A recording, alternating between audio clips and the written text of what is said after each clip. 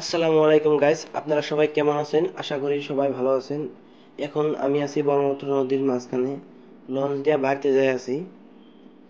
বর্তমান টাইমে বাড়িতে যাওয়া খুবই অসুবিধা।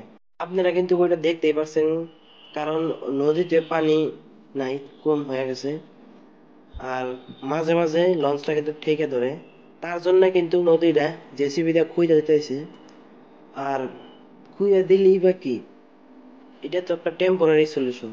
কারণ নেক্সট যখন আবার পানি বাইরে যাবে, নদীটা তখন সেম পর্যায়ে হয়ে যাবে, আবার নেক্সট ইয়ারে সেমই হবে।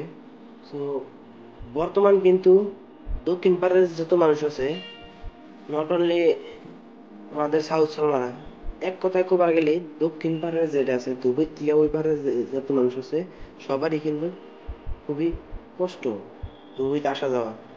বহুত সার্ভিস করা মানুষ আছে, তারা সকাল হলে হয় ধুবড়ি আসতে লাগে। আর এই পারের কত মানুষ আছে, সকাল হলে দক্ষিণ পাড়া যেতে লাগে, কলেজ আছে, স্কুল আছে, কেউ হসপিটালে জব করে।